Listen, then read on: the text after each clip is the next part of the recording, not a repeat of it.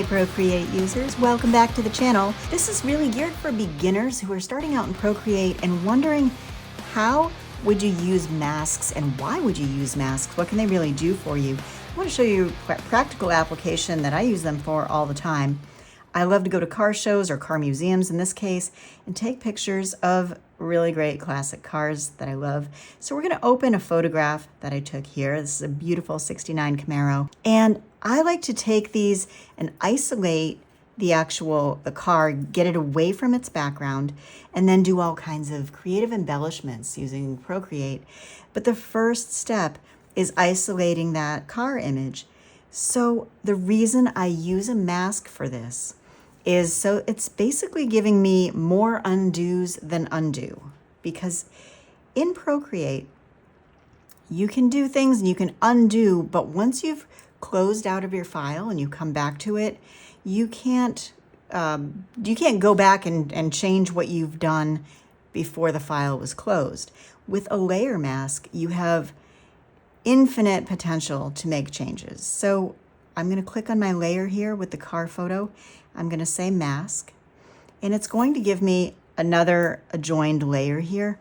And notice that a layer mask, it's going to start off all white, so I can still see my whole image. That's because a mask speaks in languages of black and white and shades of gray, really.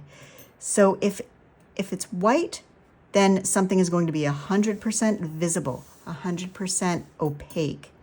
And if you do anything with black, so I'm going to take I like to use calligraphy script. It's kind of a nice clean brush, fully black brush. I'm going to go with kind of a big brush stroke here, full opacity. If I make a mark in the mask, not on my layer, not on my actual art, but in that layer mask, marking with black.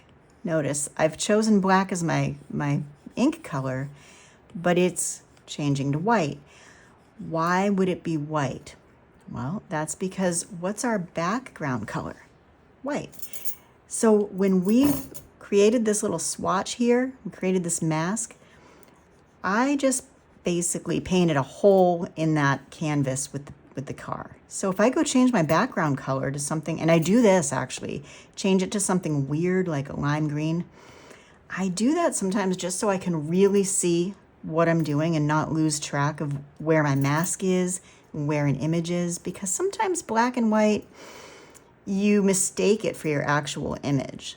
But if you put in something like a hot pink or a weird green that you know isn't in your artwork, that's a really good way to know that that's the background and we are working in the mask. And again, I'm still painting with black on this mask layer. If I mess up and I click onto this car layer and I'm painting with black, oh, that just went to red, sorry. Let's undo, 2-tap. If I do that, then I have ruined the photo there. That is actually black squiggles on the car. We don't want that, undo. So the reason a layer mask is really handy is I'll come in and again, if I'm isolating, make sure I'm on the mask. If I'm isolating the car away from its background, I want to come in here, make some lines, clean things up, and inevitably, I'm going to mess up. So I will do something like, I might get tired, and in some cases, sometimes if it's not such a clear picture as this one, if it's outdoors at a car show or something, I might actually mess up and forget, not really see that side view mirror. And if I do that, here's the thing. All I have to do is go back, choose white for my color, and paint it back in. So it's never really gone. It's always there. You can always go back to it.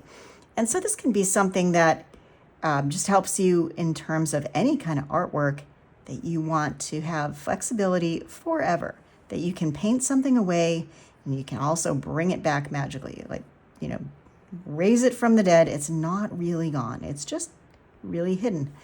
So a quick way, once I get big areas kind of figured out here of what I'm going to be masking, I'll just do this really quickly and show you a pretty cool trick. I'll just do a cutoff here and we'll come around on top of the car here. You don't have to paint every little stroke. You'll see what I mean in just a second. So I've given it some cutoffs there, these areas. I'm gonna take this, color drop it. Nope. If I drag too slow, it changed color. I'm gonna take this and color drop in my mask, and it fills. Fills just like when you're coloring and filling something in an artwork layer. So I'm gonna come back over here, have the same thing go on. And notice, I just made a line that's kind of horrible, right? I don't like how that looks. And I also just did one there. So we fix it. Go back to white, and we just correct that stroke. Now it looks a lot more smooth. And you can just keep going back and forth and fixing it again. Even if I've closed out of my file, this can always be changed. As long as the mask is there and you haven't applied the mask, which you can do, and I'll show you, if I squeeze them together, I squeeze too slowly, squeeze them together, now they are merged. And so we can see, if we really zoom in here, you can see that I've got the checkerboard background of transparency. So if I was turning this into a transparent PNG file, that's what I would want to do there. But I'm going to undo so that I can keep working in my mask and continue cleaning that up. So I've got a good outline all the way around the contour of the car. I want to make sure that it's really solid and there aren't any places for things to leak through. And I'm going to color drop into my mask. Look at that. Boom. So that is pretty clean. And now I've got my isolated image. I can turn my background color back to being whatever I want it to. Maybe it's black, maybe it's white. Now I still have some weirdness going on in these windows. So I would go in there and also clean those up.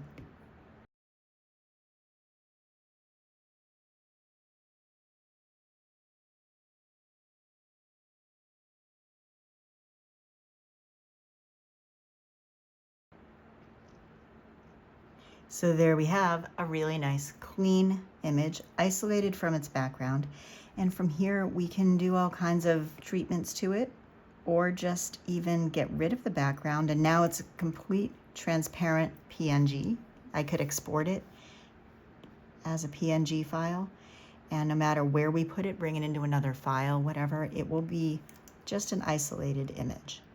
Now that you know what black and white can do for your layer mask, let's try a little bit of grayscale and see what that can do. So I'm going to create a color fill. Just drag some blue into a layer, and there it is. And if I click on my layer, click on mask, as you know, if I just paint with black, this is going to erase the blue that's in there. If I paint with white, what we have right now is all white. We're going to see our solid blue fill. So what about if I take an airbrush, go in with a really soft blend, and use some kind of medium grays.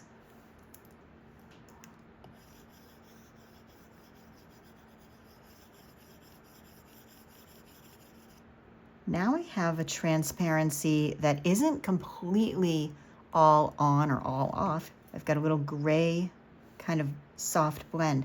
And as I adjust to go, if I go more black, it's going to be more transparent, right? So more of the white's going to show through. So this is how we can get a nice subtle gradation. Go a little darker. And you can go all the way to full black on the corner. And now I've created a really nice color ramp here, a nice gradation that goes from, if you look at the mask, from totally black to totally white. And anything in between here is going to have that soft blend. So I could go back into the layer now and decide, actually I didn't want that to be blue, I really wanted purple. And that's fine. Color drop purple, now we have a purple blend. So that is what your layer mask is going to do. It's going to show, it's going to reveal or hide things in the mask. It's going to hide it. If you are using black, it's like erasing it away, even though it's always going to be there. And if it's white, it's going to be fully visible. And anything in between will be, faded. I'm going to take a letter, just a piece of text, big capital A. I'm going to get rid of this layer mask, which I can do, and I can still keep my purple background there. If I make a clipping mask that lives above this letter A, this is going to be something that you can do. The first thing we need to do is rasterize our letter A. That means we just made it into a shape. I can't change it anymore. I can't just change it to a letter B or a C. It's now just a shape. It's an object. And I can scale it if I want to do that and center it. And I'm going to make a layer on top of the A. And this is going to be the layer that has a clipping mask. My clipping mask will act like a stencil, so anything I do now in this layer is going to only be within the boundaries of whatever this layer underneath it is setting. So I've chosen color white, and I've chosen some spray paint flicks. I'm going to go in here and just, with wild abandon, just kind of paint. And you can see that I did make a mess. These flicks are everywhere, but we only see them inside of my A stencil. If I tap on this layer and I unclick clipping mask, that's the mess that I have, right? That's my effect that's everywhere. If I turn that clipping mask back on, now all of that effect is only happening within the boundaries of my object, my A. So if I turn off the clipping mask, I'm actually going to clear that effect, and we're going to do it one more time because it's just so much fun. Let's take clouds. I'm going to paint a bunch of clouds. They are everywhere. But as soon as I say, nope, this is just a clipping mask, now the clouds are only on my stenciled area.